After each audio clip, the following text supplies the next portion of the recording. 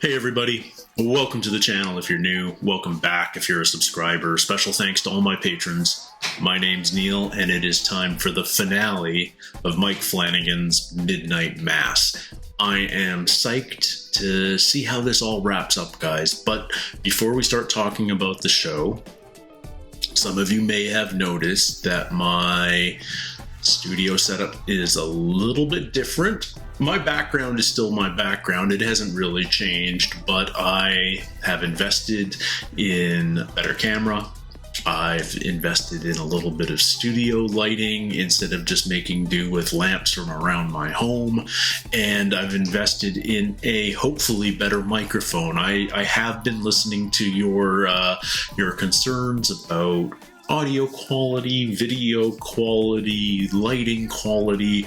I'm trying to make it all better, but I would also love your feedback because this is all new gear for me, and I'm going to be doing a little bit of fiddling as I make videos over the next week or two until I really dial things in. I'd love to hear what you guys think as you see it, what your thoughts are. But hopefully I just sound better and look a little crisper, and it helps me make slightly better videos for all of you.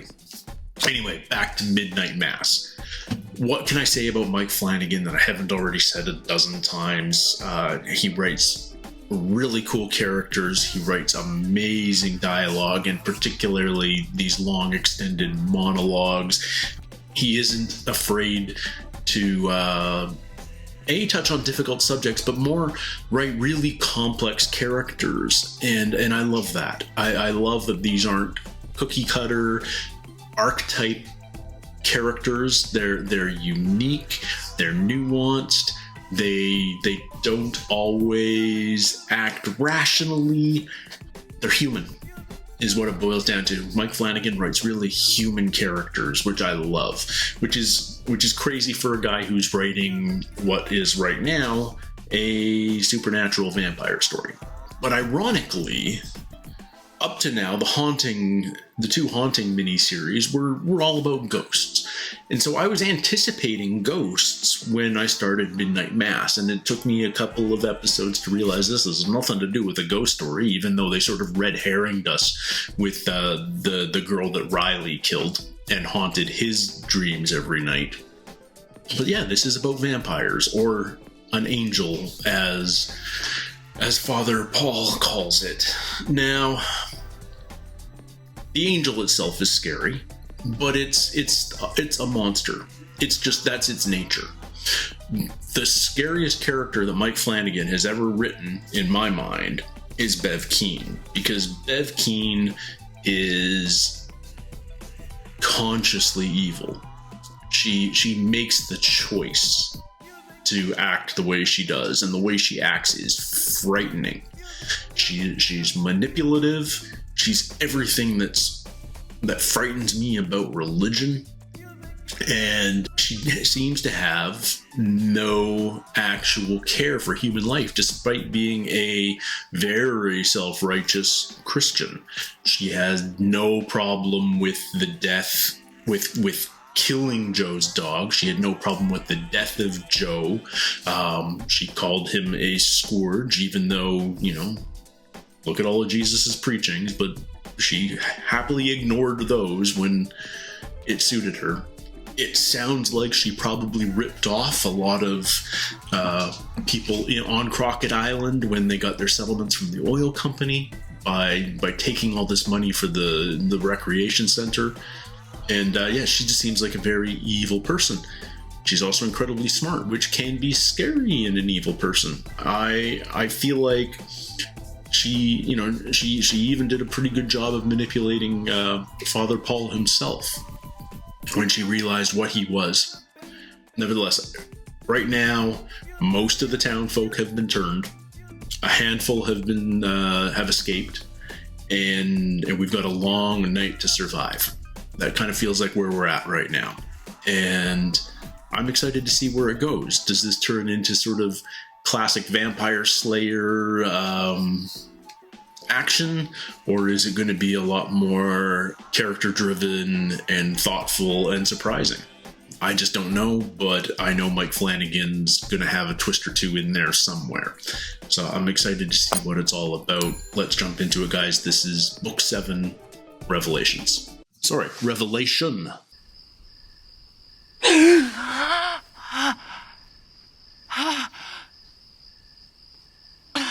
Great shot. Great job by the art department dressing this set with all the blood. Love it. Where is everybody? So the gunshot to the head did nothing. Even blood on the candles. Great little touch. Did it ever hurt you? Oh, jeez. I guess not everybody went to church. Dad? Ed got turned. He sacrificed himself to save his family. We've got to get out of here. Does anyone have service? Nope, cell tower's down. I have a canoe. I don't think it gets anybody to the mainland, but off the island, at least. But the Angel can fly. They need the boats. They're gonna go to the They mainland. leave. We have to stop them. 3 bullets, that's all he's got.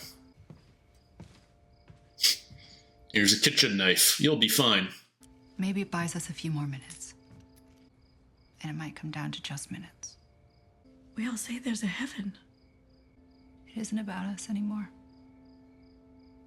We have to save the world. It's about everyone else in the world. Take the canoe and you paddle out as Whoa! again. Jeez. Bev and Sturge. I'd like to finish our discussion. Oh, Bev, you evil, She's in there. evil woman. I almost dropped words that aren't supposed to come out of my mouth. I love you, Oh, Mom, so much. man, we're like already having characters sacrifice himself in the opening minutes. Well, she knows she just lost her husband. You don't think I would ever put those children in any real danger, do you? Oh, she's horrible. Your whole life, I think you've needed to hear this. You aren't a good person. That was uncalled for. God doesn't love you more than anyone else. If Riley Flynn was evidence of the quality of his parenting, He was. Every part of him. God loves him. Just as much as he loves you, Bev.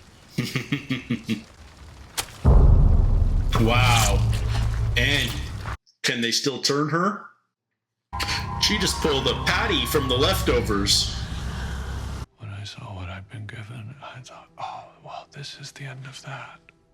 Is Paul going to end up saving the island somehow? We're going to get some vampire versus vampire fighting? It was you and Sarah. That's why I did it. I didn't want you to die. And Sarah is his daughter, right? We can assume that at this point. Too scared to come down and be with you. I've been too scared to tell our own daughter the truth. There we go. We made our choices. His selfishness. It's there. Like, he's human. You guys smell good. Like, Oh, you smell amazing. Back up. Raghead. wow. Lisa? Daddy? Oh. No more bullets already. Oh, this can't. This isn't gonna be good. Okay, kids are running. What's Ed been up to? I feel like Ed's kept his humanity. let all of it burn. She is A terrifying. new flood Absolutely terrifying. of fire, and St. Patrick's will be the ark. Oh, she turned. They fed her. Is this Joe's trailer? She knows the gun. What's the point? A minute. Minute. Yeah. We're gonna be okay. You think we're gonna make it? That's not what I said. I'm saying We're gonna. either way, we're gonna be okay. Ugh. Sheriff's gonna have to have this confrontation with his son. Oh. Annie and Ed. What they're doing to people. But not you. No, not me. When I saw them at the church, I thought it was something they really couldn't help. But it isn't Annie. Listen to Ed. I feel it too. Ed's freaking awesome. I'm starving too, but You don't have to eat. I didn't. Whatever this is, don't change who you are. They're burning it down. Why would they do that? That doesn't make any sense. Yeah. Bev's insane. That's why. Except she's not. She's just got such a skewed worldview. It's easy to blame it on being crazy, but that's not what it is. I hope the kids made it to the boat. We're never gonna know, are we? Nope. Probably not. I'm deciding they did.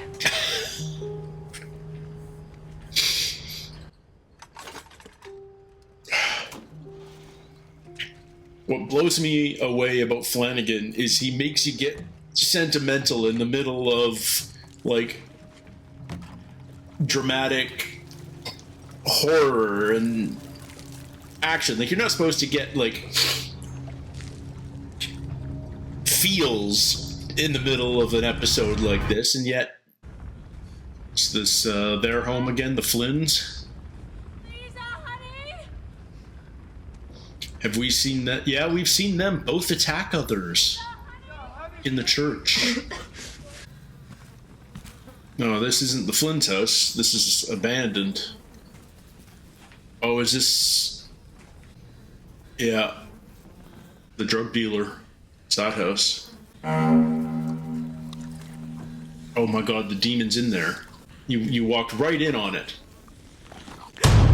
The vampire, the demon, the angel, I don't know what to call it, but it's... No, it's a frickin' vampire. Burn it.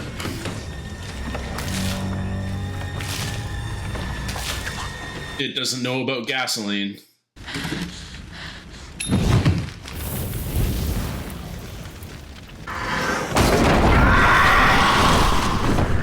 I didn't like that, but it didn't kill it.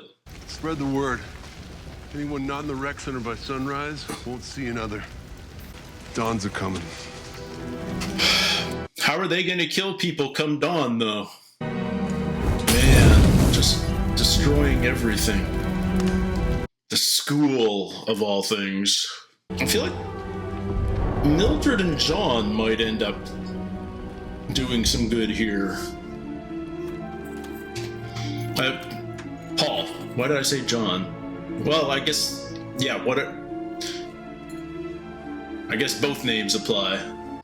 Who am I to judge? Still. You're a judger. Ed and Annie can still do good.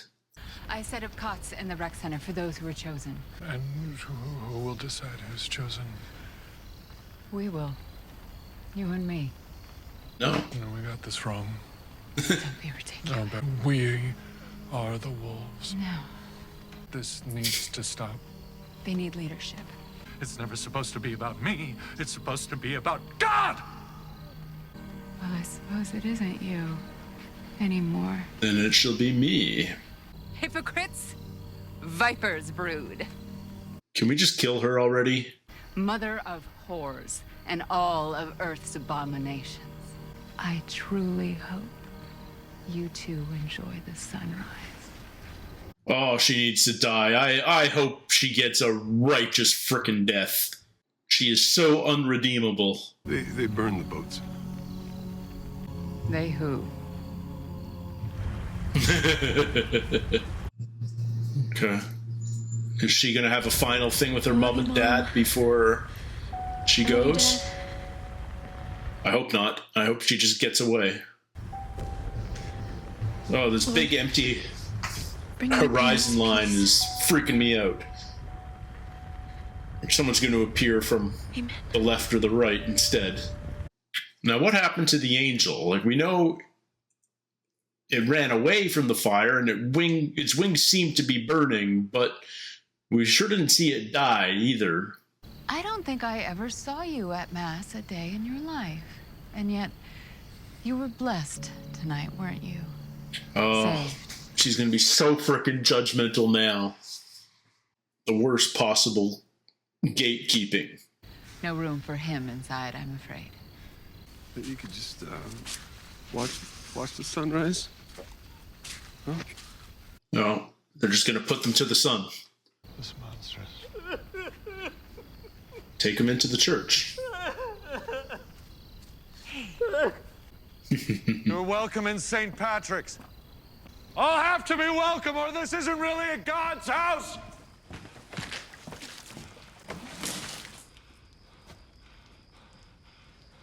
Dad. She doesn't know, but man does he. God, am I proud of you. I'm sorry that we never told you, your mother and I, but I just wish that we had gotten to know each other. Me too. Does she know? Out the back. I'll take care of it. No. No, you asshole Sturge. That's not gonna do it, right? John? He's not a killer. Sarah, baby. No, no, no, John. no. No, no, don't. It's okay. No, it's okay. It's okay. It's okay. It's okay. It's okay.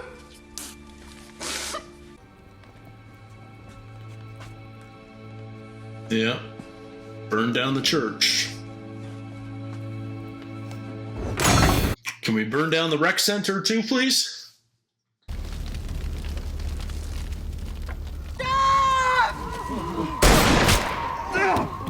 Viper! You would burn us in our homes? Oh, I knew. The hypocrisy. Of course you would, of course you would. Terrorist. God, she's so hateful. Oh, I loathe her. Surprised you made your move when it was empty, coward. It's not, though, is it?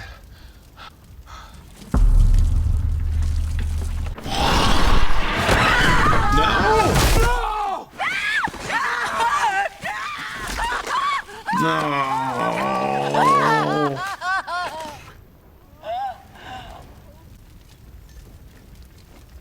Do it, Allie. Do it.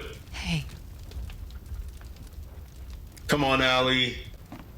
No. Good man. Good frickin' man.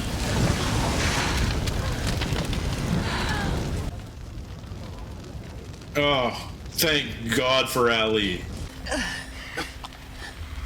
Oh, Aaron, you're a frickin' rock star if you can.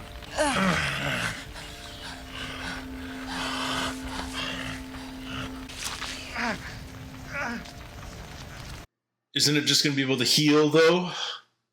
There's gotta be somewhere else. No, you burned them all. There's nowhere else. You burned it. You burned it all. No. You burned it all, Bev. Oh, I've never loathed the character more. The boats. Boats are gone, Bev. You too, Howie. Come on. Let's go watch the sun.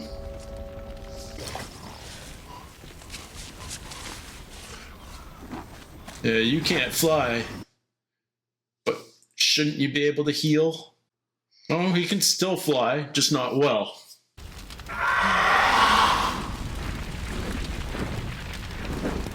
Nowhere to hide. It's running from the sunrise. Do you think it can make it? What do you think happens to you when you die, Aaron? What happens?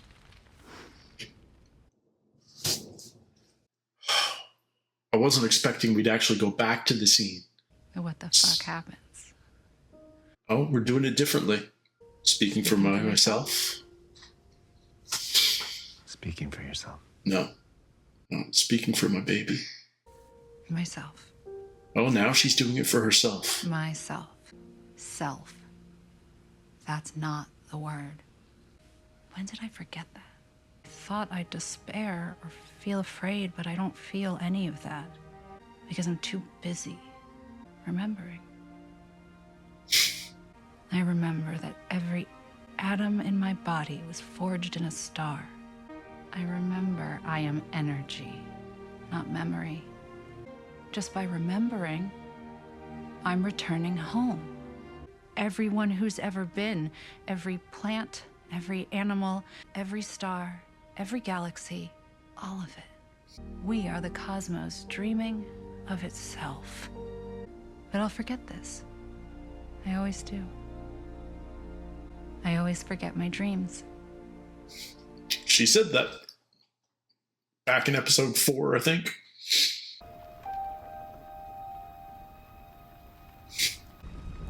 Here comes the sun, da da da da. Here comes the sun, and I say, it's alright.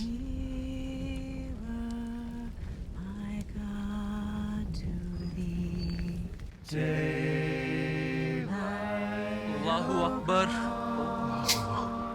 Of course, they pray at sunrise.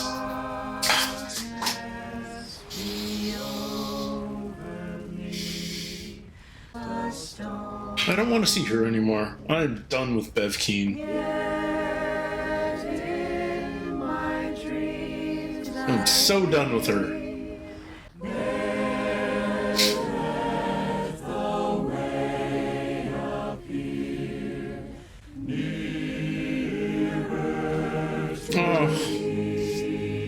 Oh. Yeah. Maybe you're not going to the good place, Bev. You terrible person.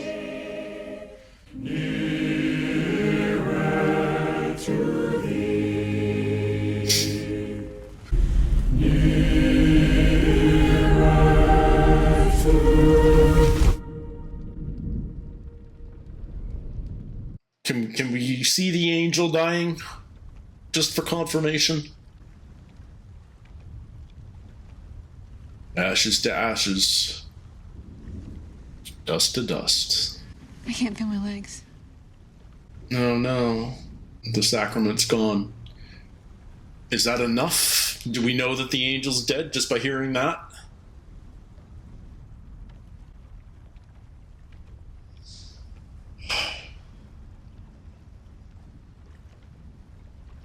Oh.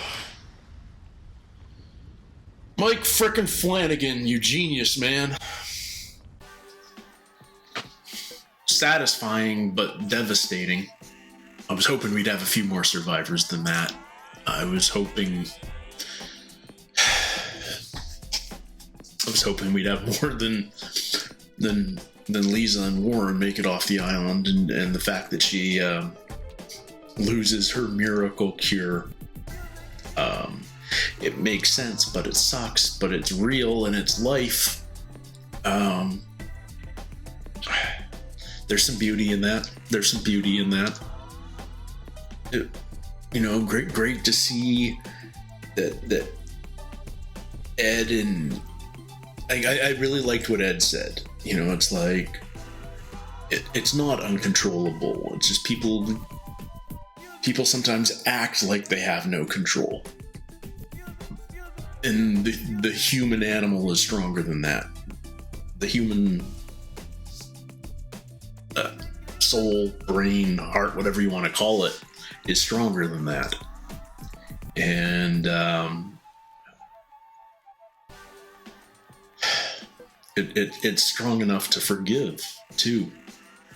I loved that. Even Sturge and the other altar boy at the end there. They sort of found a little bit of peace with each other just by Sturge asking for forgiveness and getting it.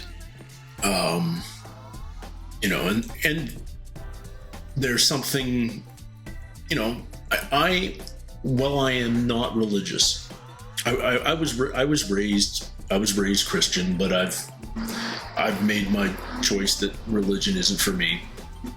I like some of the messages of Christianity. I'm more opposed to organized religion than the message behind it. But, the idea of forgiveness certainly has its merits, but is it about God forgiving you, or is it about us forgiving ourselves? The fact is none of us are perfect. The fact is we are all flawed creatures, and the sin isn't in the flaws. The sin is in learning from our mistake. The sin. It's not even about sin. It's about learning from our mistakes, and getting past our mistakes. And you need forgiveness to do that. You need to be able to forgive yourself for the errors you've made in your past. I'm opening up a can of worms discussion-wise here. I'd love to hear your thoughts in the comments, but yeah, we got great moments with our leads in the second half of that episode, and it was really gratifying to get. We got confirmation that Dr. Sarah was in fact the Monsignor's daughter. I think we knew that. We had a pretty good inkling a number of episodes ago. Once it was clear that Mildred and John had a stronger relationship than just priest and parishioner, and that was why the Monsignor always looked at Sarah like he did. Had nothing to do with her being a lesbian. Had everything to do with her being his daughter. So there was that sort of that moment of family peace at the end on that little bridge. Aaron killed the angel, the vampire, whatever we want to call it, just by disabling it. Just a matter of minutes. Just disabling it enough that it couldn't escape the sunrise. Good on her, and calling back that amazing conversation she had with Riley when that night when they were talking about what they thought about what happens when you die. I mean, ultimately, this episode is about death, and vampires have traditionally been about death, or the fear of death. Some people are so afraid of death that the idea of immortality is incredibly appealing, and vampires are sort of born on that. But one of the common, at least newer vampire stories, is that immortality is not a gift but a curse. That it's a terrible existence, knowing that you'll never die, losing that attachment to the people around you, but also losing the ability to value your life. Because what brings life value is knowing that one day it will end, and that hopefully gives all of us the impetus to live our lives to the fullest. But if your only concern is you have no concern, because you're going to live forever, then what motivates you? What drives you? What excites you in life? What distinguishes you from the eternal rock that you're living on? Man, I love how much Flanagan makes you just think. He steers the discussion. He doesn't tell you the answer. He just opens up. He goes, "What do you think about this?" And then he gives you the space to think about it. And so much of this whole series is just about death. What do you think about death? What do you think happens when you die? Are you like Riley, where you just feel like it's the void? You're done. Once your brain shuts down, your atoms return to the universe. And Aaron's monologue in this one, the closing monologue, where she talks about us being part of the cosmos, and it's not about me, myself. It's not about self at all. It's about the unity of the entire universe, the one universe, the cosmos. That's what we return to. You know, every single one of our atoms was born in a star, and to one day it'll return to another one. You know, religion was born out of the fear of what happens when we die. Giving people something to strive for, so giving people something to hope for, so giving people comfort and solace in death. The whole concept of heaven, but it's problematic too. The concept of heaven, if again, it's an eternal existence. It's an eternally joyous existence, and if you're existing forever and you're joyful at all times, then what meaning do either of those things have anymore? Existing or joy? What if that is your continuous state of being? Then they have no meaning. We only meaning only exists when there's variation, when there's counterpoint. Eternal life only matters if life only matters if there's death. Joy only matters if there's sorrow. That's my take on it anyway. I really, really enjoyed this series. Very thought-provoking, very ultimately sad. Flanagan's so good at that, injecting genuine emotion into stories that don't typically have it. You know, these kind of stories are typically about fear, fright, just base adrenaline survival, and instead he elevates it to the point where you're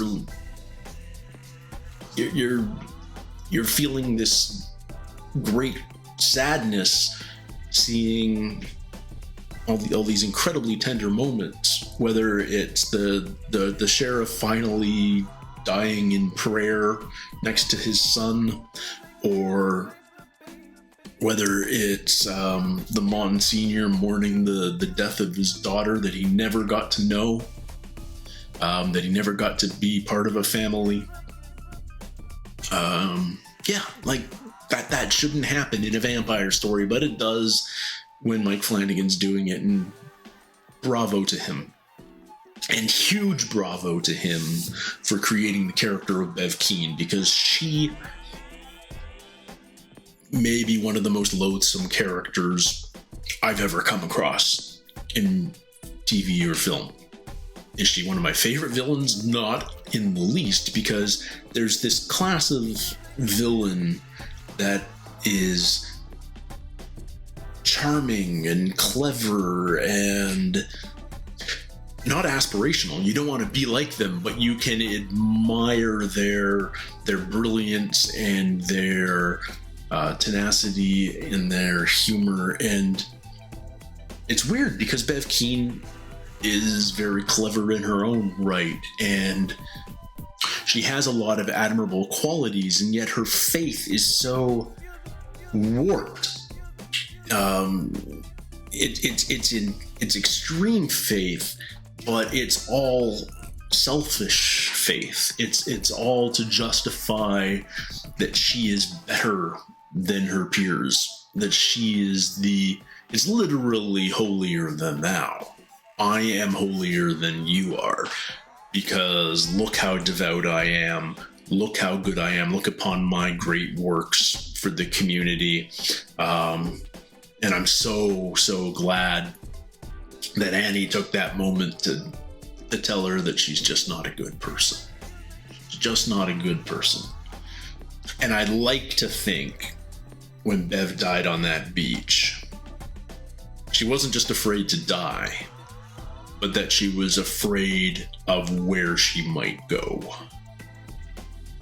I hope that that's the case. Frankly, I would have liked her death to have been more I mean, her death was the same as every other person who was turned on that island, dying in the sunrise. The difference was everyone else was at peace with it. Everyone else was singing "Near My God to Thee." Everyone else was acknowledging their flaws and their mistakes, and with the ones they loved. And Bev was alone and afraid and digging, clawing at the sand. Maybe that's enough. Maybe that's enough. Maybe just knowing that she was not at peace. Because I have never needed a character to die more than I needed Bev Keane to die. What a terrible character, terrible person. Great character, terrible person. Kudos to Flanagan for writing her, and I forget the actress's name and I apologize, but kudos to her performance, because man, like I said, I can't think I've ever loathed the character more. So that's on the performance for sure. Absolutely. Bravo. So now we've kind of finished the Mike Flanagan Netflix series. Follow the House of Usher is coming down the pipe sometime in the future. When it comes, you better believe I'll be watching it. Maybe I'll start digging into the Flanagan movies, but not right away. I think we might take a little bit of a break, but we'll see. We'll see. I hear Mr. Sleep is very much worth watching, but I have an admission. I've never watched The Shining all the way through. I've seen lots of bits of The Shining, but way not in my wheelhouse in my younger years. I'll give The Shining a go soon, and then maybe we'll do Mr. Sleep after that. If you guys want to see me do The Shining, I would imagine you would. We've done other Kubrick lately. But yeah, Mike Flanagan, I had no idea who he was 6 months ago. And now, holy frick, Mike Flanagan. What an amazing creator. What an amazing showrunner. I'm looking forward to his next work, and a long career from him, hopefully. Anyway, yeah, thank you guys so much for watching this series with me. Thank you for spending some time with me today. It means a ton whenever you choose to watch a video on Neil Talks. It means a lot to me. I'd love to hear your thoughts and comments about this series as a whole. How did you think it compared to Hill House and Bly Manor? What are you looking forward to in Fall of the House of Usher? What would you like to see me watch next? Keep an eye out for my pilot week reactions have probably just come out, so keep an eye out for those. I'd love to hear your thoughts on what I watch next. And until next time, everybody, take care, stay healthy, and we'll see you soon. Cheers.